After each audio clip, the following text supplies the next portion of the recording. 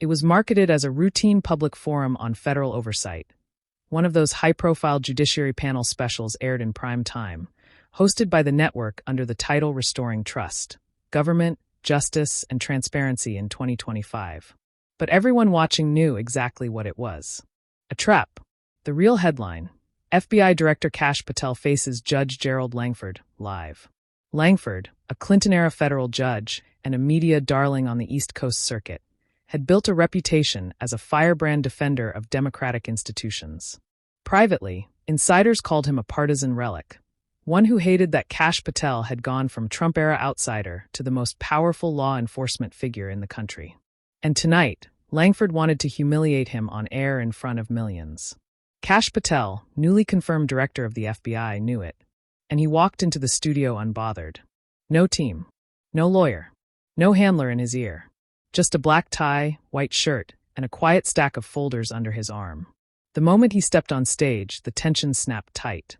Langford greeted him with a forced handshake and a smug grin for the cameras. "Mr. Patel," he said through his teeth, "good of you to join us. We trust you'll finally offer clarity the American people can believe in." "That's the plan," Kash said simply, taking his seat. No smile. No showmanship. The crowd was stacked. College students, progressive legal analysts, tech reporters, all ready to witness a takedown. Langford launched the opening salvo within minutes. "Director Patel, your leadership has raised concerns. You've overhauled protocols, replaced regional chiefs, and launched reviews into what you call political lawfare. What you're doing looks like a purge. Are you running the FBI or weaponizing it?"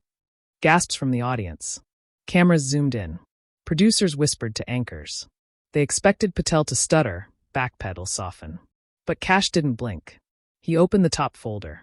"Your Honor," he said calmly, "you want to talk about weaponization? Then let's talk about you." Langford's grin vanished. The studio lights suddenly felt hotter. The audience leaned in. Because everyone watching knew, this wasn't going to be a debate. It was going to be a reckoning. Judge Langford's expression, that smug confidence he'd rehearsed backstage, started to bend under the weight of those 5 words. "Then let's talk about you." The audience shifted. You could hear the creak of studio chairs. The stillness between breaths. Kash Patel didn't raise his voice. He didn't blink. He simply slid the first document from his folder across the polished studio desk. "Do you recognize this letter, Your Honor?" Langford glanced at it, then scoffed. "I've reviewed thousands of judicial correspondences in my career." "Let me help you," Kash interrupted. "It's dated March 4th, 2020, from your chambers to the Deputy Attorney General. It recommends preemptive federal scrutiny of political groups not yet under investigation based on emerging ideological alignment." The room went cold. Patel didn't wait. "You pushed for covert surveillance of conservative veterans groups during an election cycle, before a single charge was filed. You argued they were likely to escalate based on their rhetoric and online posture. You called it preventative justice." Langford froze. This was not in the prep notes. This wasn't supposed to be brought up, and certainly not on live television. Kash leaned forward, tone still calm but now surgical. "And let's not pretend you were neutral.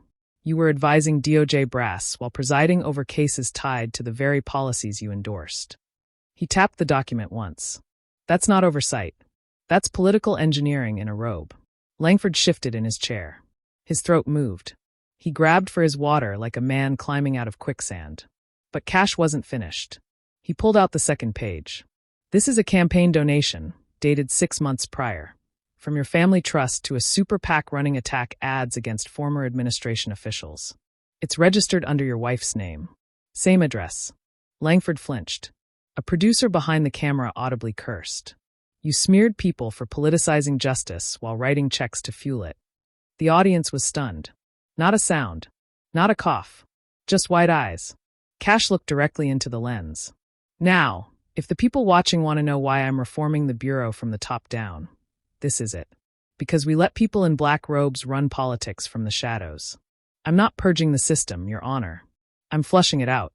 Langford tried to speak. Stumbled. You're undermining public trust." Kash cut in, voice like steel. "Public trust isn't built by protecting your career. It's built by exposing the rot." The camera panned to the studio audience, frozen. Jaws clenched, some slowly nodding. Because the story had flipped. And everyone knew, The judge hadn't invited a guest. He'd summoned his reckoning. The lights didn't dim, but the energy on set shifted, like someone had hit the floor brakes on live television. Judge Langford sat rigid, fingers clenched around the rim of his water glass, as Kash Patel calmly flipped to a third document. He didn't raise his voice. He didn't need to. The power had already shifted. I've spent my entire career, public defender, federal prosecutor, senior legal counsel on the House Intelligence Committee, fighting systems that weaponize trust, Kash said. You don't fear my leadership. You fear that I came in with receipts. He held up the third sheet, letting the camera catch it clearly, an internal memo signed by Langford's clerk, suggesting expedited coordination between chambers and outside political watchdogs. You used your position to recommend strategic targeting of political dissidents, not based on evidence, but based on ideology. That's not justice. That's judicial warfare. The audience audibly gasped now. Phones were pulled out. Twitter, X, was already exploding. Hashtag Langford leaks, hashtag Kash cracks the bench, hashtag judicial warfare. The producers scrambled off screen. The network's legal team was already texting into the control booth. But it was too late, because Kash didn't stop. The FBI doesn't belong to you, Judge Langford. It doesn't belong to partisans, pundits, or presidents. It belongs to the Constitution. And my job is to bring it back to that foundation, brick by brick. He leaned in. Even if it means tearing down walls you've been hiding behind for decades. Langford tried to muster composure, clearing his throat. This is a coordinated attack on the judiciary. But Kash raised a hand, silencing him without a word. No, Judge. This is a response to your coordinated attack on the people. The silence that followed wasn't awkward. It was epic. It was the kind of silence that happens when everyone in the room realizes the conversation has just moved above the show, above the format, into something historic. Cameras kept rolling, and somewhere in the back of the studio, a young man stood up slowly. He wasn't an analyst, not press, just a citizen in the audience. Let him finish, the man said, and the crowd nodded. Because they didn't come for applause lines anymore. They came to hear everything. The room wasn't silent anymore. It was charged, not with applause, not yet, but with something far more dangerous to people like Judge Langford, awareness. Because now the audience wasn't watching a public servant get grilled. They were watching a system being undressed. And Kash Patel didn't pause to enjoy the shift. He pressed forward like a man who'd waited years for this moment. You said I was purging the FBI, Kash began, pacing calmly now. But what I've actually done is audit every case influenced by politically compromised federal judges in the last 15 years. He held up a red folder. You're not the only one, Langford. But you are the loudest. And that's why we started with you. Langford flinched. We. Kash gave a faint smile. There are still honest agents. Still honest prosecutors. Quiet, loyal Americans inside the machine who couldn't speak, but who never stopped recording. He laid the folder flat on the desk in front of Langford. This is a summary of 27 rulings where your chambers collaborated illegally with political advocacy groups before indictments were even filed. The audience gasped. A woman in the third row mouthed, 27. Kash didn't blink. The pattern is clear. The timing is strategic. The funding trails are verifiable. And the victims? Not white-collar crooks. Not billionaires. Working-class Americans. Veterans. Parents. Journalists. People you called ideological threats. Langford's face turned pale. He tried to deflect. Mr. Patel, this is not a courtroom. You have no jurisdiction to conduct this kind of investigation. No, Kash interrupted. But I do have the constitutional mandate to root out corruption inside the Bureau. He took a breath, then dropped the hammer. And as of this morning, I've issued an internal referral to the Office of the Inspector General for your disbarment. The air left the room. Langford's eyes widened, not just in shock, but in something he hadn't felt in years, fear. Real, institutional, career-ending fear. You can't. I already did. And just then the producers cut to commercial. But it didn't matter. Because in that studio, in that live moment, the audience had already decided. This wasn't Kash Patel on trial. It was the system. And he wasn't just defending himself. He was prosecuting it. When the cameras returned from commercial, the tone had mutated. Not slightly, completely. Judge Langford sat motionless. The usual polish, the polish of a man who'd lectured from the bench, posed for editorials and basked in applause, had cracked into something unrecognizable, naked panic. Across social media, the hashtags weren't just trending. They were erupting. Hashtag Langford exposed, hashtag Kash leaks, hashtag this is justice. Clips of Kash calmly citing the Constitution, revealing coordination memos, and delivering the disbarment bombshell were being clipped and shared globally, before the network could even timestamp the show. But back in the studio, Kash hadn't flinched. He leaned forward again, more teacher now than accuser. This country doesn't need kings in robes, he said. It needs servants in silence. He looked directly into the lens again, speaking past Langford, past the network, and straight to the people watching across every state, every phone, every living room. I didn't take this job to play defense. I took it to restore integrity. He turned to Langford, voice tightening. And if integrity means cleaning out the chambers of a federal court, then that's where we start. Langford opened his mouth, trembling now, but no sound came, because he knew he'd just lost the one thing that mattered more than reputation or rulings: immunity. The moderator, who hadn't spoken in 10 minutes, finally whispered, "Director Patel, do you have anything else to say?" Kash nodded once. Calm. Measured. Devastating. Just this. He pulled one final document from his folder, thin, unassuming. It's a resignation letter. Pre-filled. Dated today. It's blank where your signature goes. He slid it across to Langford. You don't owe it to me. You owe it to the people you silenced, the ones who never got their day in court because you played politics behind the bench. He stood up. The right thing is never easy. But now it's right in front of you. The crowd didn't erupt. They stood. In silence. In unity. Because they weren't clapping for a man. They were standing for a standard. And as Kash Patel turned and walked off stage, one question rang in every viewer's mind. What happens when the watchdog becomes the executioner of corruption? Answer: everyone listens. The clip hit 30 million views by morning. Not the full interview, just one 34-second moment. Kash Patel sliding the resignation letter across the table, staring down Judge Langford and saying, "You don't owe it to me. You owe it to the people you silenced." It wasn't just viral. It was seismic.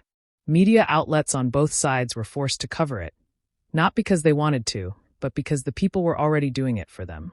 Fox called it a live dismantling of judicial privilege. CNN, hesitant but honest. Kash Patel's calm firestorm. What comes next for the courts? Even NPR's headline read, "The moment the FBI director turned the bench into a defendant's seat." And Langford, he didn't resign. Not immediately. But his world began to collapse. Within 48 hours, 3 judicial clerks resigned from his chambers, citing irreconcilable ethical differences. A bipartisan bloc in the Senate Judiciary Committee announced an emergency ethics inquiry, and the Inspector General confirmed receipt of the referral package Patel submitted, with evidence attached. The network scrambled. They clipped out the resignation letter moment from the official replay. But independent streamers, pundits, and citizen accounts had already preserved it across every platform. And the court of public opinion? It had already reached a verdict. Meanwhile, Kash Patel didn't gloat. He didn't tweet. Didn't appear on talk shows. Didn't say a word. Instead, his office quietly published a memo titled, "Transparency Protocols for Federal Judicial Coordination with Law Enforcement." It laid out new guardrails to block the kind of ideological collusion Langford had engaged in. It closed loopholes. It opened access. And it did exactly what he promised. It built something better. That same day, an op-ed appeared in the Wall Street Journal titled, "He didn't come to prosecute a judge. He came to remind America who the system is supposed to serve." And on X, Twitter, the most shared post of the day wasn't from a celebrity or influencer. It was from a 19-year-old criminal justice student in Ohio who wrote, "Kash Patel didn't raise his voice once, and he still made the loudest statement I've ever heard." Because in an age of noise, rage, and chaos, something radical had happened. A man exposed power not with fury, but with facts. In just under a week, what started as an attempt to publicly humiliate the director of the FBI had turned into a political and cultural supernova. Judge Gerald Langford's career, once bulletproof, now looked like a cautionary tale. He canceled all upcoming appearances. He suspended proceedings in his courtroom. And behind closed doors, his legal team quietly reached out to D.C. firms that specialize in crisis PR and federal investigations. But none of it mattered because the tide had turned and kept turning. Protesters gathered not to shout slogans, but to read from transcripts outside federal courthouses in Dallas, St. Louis, Nashville, and Denver. Americans stood in silence, holding placards with quotes from Kash's testimony. Public trust isn't built by protecting careers. It's built by exposing rot. You don't need a gavel to enforce justice. You need courage. The movement didn't take the form of riots or revolutions. It took the form of clarity. In Kash, he didn't attend rallies. He didn't organize events. He kept building. Within 10 days of the broadcast, the FBI launched a National Integrity Review Task Force. Multiple whistleblowers came forward from other districts.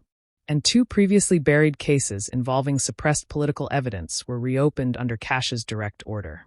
He issued a simple statement. Justice delayed isn't justice denied. It's trust erased. We're bringing both back. One retired federal judge, appearing on a panel, was asked what made this different from past scandals. His answer was blunt. Kash Patel didn't leak anything. He didn't grandstand. He proved it. Live. With documentation. And then he offered a solution. That's the part we're not used to. Meanwhile, Langford finally blinked. He issued a short video statement. No press, no production. Just a hollow attempt at redemption. I may have made errors in judgment. The discourse around judicial independence has clearly become politicized. But it was too late. Because it wasn't about politics anymore. It was about trust. And America had found someone who fought for it, without asking permission. In high schools, criminal justice teachers played the hearing like a documentary. In universities, law students quoted it as a case study. And across every demographic, something became crystal clear. Kash Patel hadn't just destroyed a judge's career. He had raised the standard for every courtroom, every robe, every gavel across the nation. The ripple effect from the confrontation didn't stop at Langford. In quiet corners of government, inside appellate courts, within federal agencies behind committee doors, officials began scrubbing communications, revising language, rethinking relationships with media and advocacy groups. Because Kash Patel hadn't just challenged a judge. He had dismantled a model of power that relied on public ignorance. And now people were watching closely. 2 more judges, one in California, one in New York, filed early retirement notices within 48 hours of the ethics memo Patel released. No scandal. No press release. Just silence. An exit. Insiders knew why.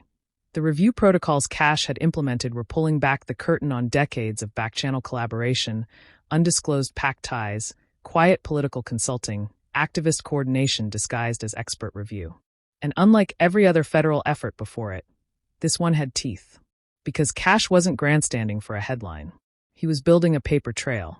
In a rare moment, the New York Times published an op-ed titled "The Architect versus the Actor." It didn't name Kash directly, but the message was unmistakable. While institutions hemorrhage public trust, the builders, the ones who operate quietly with receipts and resolve, are becoming the only voices people believe. And Kash still hadn't held a press conference. But he had held something else, a closed-door training session for over 300 new FBI recruits. Someone leaked part of the transcript. It hit the internet like lightning. Power isn't a title. It's a responsibility, to carry truth when it's too heavy for others. You won't be liked. You'll be challenged. But if you keep the record straight, speak with purpose, and never yield to noise, you'll outlast every headline. One recruit recorded the standing ovation that followed. No cheering. Just the entire room rising in unison and holding it for 60 seconds. It went viral again. Not as a trend, but as a standard. Meanwhile, Judge Langford's resignation was now a countdown. Journalists were circling his past like sharks. Political allies had gone dark. Even sympathetic networks were now saying, "It's not if, it's when." Back at FBI headquarters, an aide asked Kash if he'd celebrate once Langford officially stepped down. He shook his head. This was never about Langford. He just happened to be the one who got caught when we turned the lights on. The real work, it starts now. Because for Kash Patel, taking down a corrupt judge was never the goal. It was just clearing the first stone from a much bigger path. Monday morning, 9:03 a.m. Eastern. An unmarked envelope was delivered to the Office of Judicial Administration. Inside, a single-page document, typed in 14-point font, signed in dark blue ink. Gerald Langford. Resignation effective immediately. No speech. No press conference. No legacy tour. The man who once swaggered through interviews about preserving the dignity of the robe was now a ghost in his own profession. Cable news tried to soften the story. Health reasons, stress of public scrutiny, family priorities, but nobody bought it. Because everyone knew what really happened. Langford hadn't stepped down. He'd been unmasked. When reporters finally caught him leaving his private residence, Langford offered only 5 words. "I underestimated the wrong man." And he was right.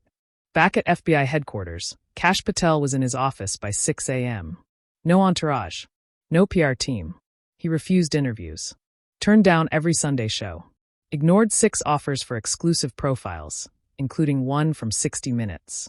Instead, he signed off on 3 new oversight protocols. 1. A full audit of judicial-adjacent law enforcement partnerships.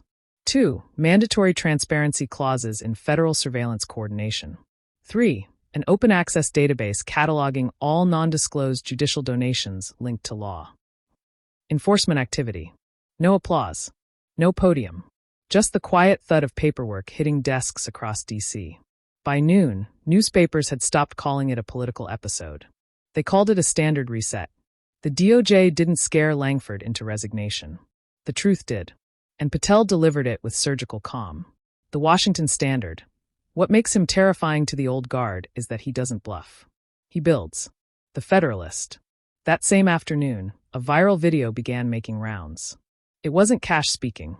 It was a 12-second clip of a young law student at Georgetown standing during a lecture, saying, "I used to want a clerkship. Now I just want to build like Patel." Across TikTok, the new phrase was clear. Don't debate them. Document it.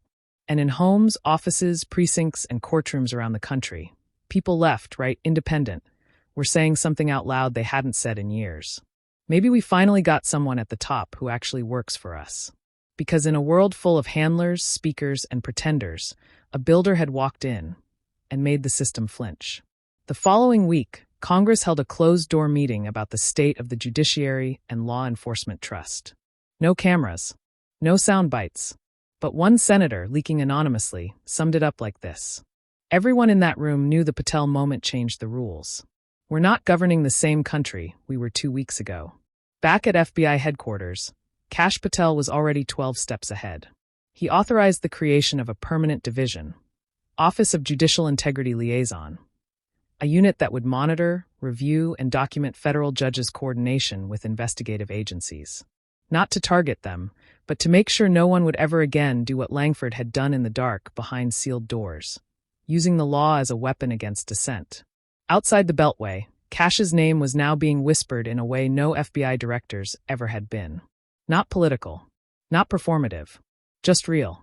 His approval rating across party lines, unprecedented. Among independents, 71%. Among veterans, 83%. Among working-class voters, 89%. And when asked by a local reporter during a quiet visit to Ohio what came next, Patel answered the same way he always had. The hard stuff. The slow stuff. The stuff no one claps for. That's where the truth lives. Meanwhile, the public wasn't just watching. They were changing. Clerks were demanding transparency. Citizens were asking for receipts, not rhetoric. Law schools were updating ethics syllabi to include the Patel doctrine. And in a high school civics class in rural Pennsylvania, a student was asked what made Kash Patel different from every other official they'd studied. She answered without blinking.